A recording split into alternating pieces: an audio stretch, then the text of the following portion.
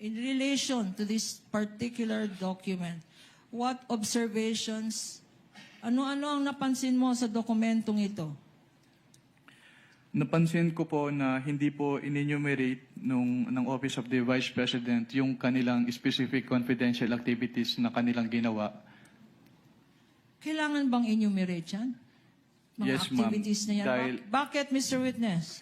Doon po kasi namin tinitignan sa audit ng ICFAO kung yung kanilang confidential expenses or activities ay compliant doon sa item 4.8 ng Joint Circular 2015-01 para malaman po namin kung yung kanilang expenses ay among the allowable expenses as provided under the Joint Circular 2015-01. So what basis did you have to determine if these were allowable expenses kung wala naman dokumento? Katulad nga po nung sinabi ko, ang basis namin to determine if allowable expenses ay yung item 4.8 of the Joint Circular 2015-01. Now, I'm now showing to you a certified copy of the Office of the Vice President certification dated January 10, 2022, notarized on January 16, 2023. Prosecution's Exhibit P-1.6-A, likewise a common exhibit with the defense previously stipulated, being flashed on the screen with the kind permission of this court. Counsel may do so.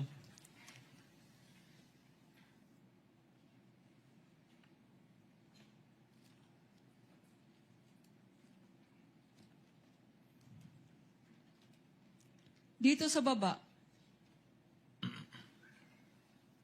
may pirma sa ilalim ng mga salitang attested.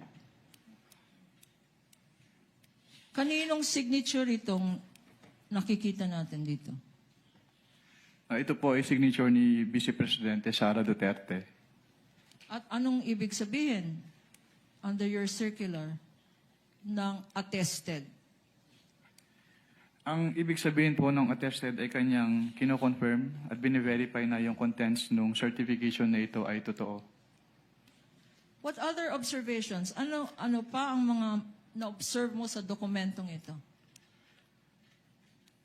Ang napansin ko po dito yung date of execution ng certification, January 10, 2022.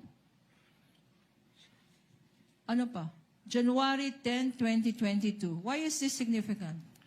Because it is supposedly the date of the execution ng certification, pero yung kanilang cash advance ay for the fourth quarter of 2022.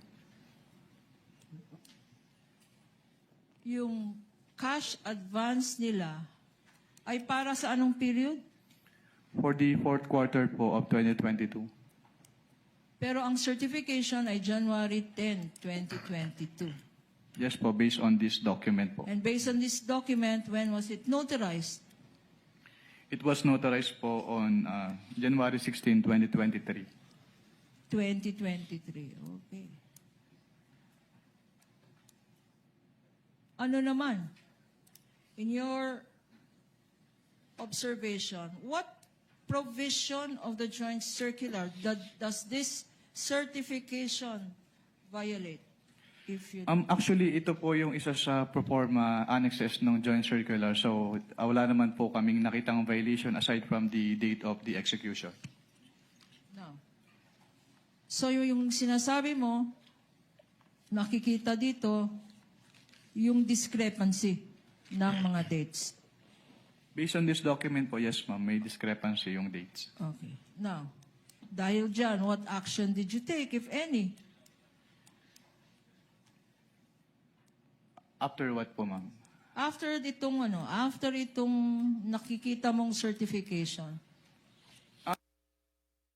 Po namin, actually, yung naging audit namin is yung for the whole of the liquidation documents na sinamit ng OBP. Pero dito po, wala po kaming naging particular finding dito. Sinasabi ko nga po, it is one of the annexes po under the Joint Circular 2015-01 and they submitted naman po yung certification as required. Okay.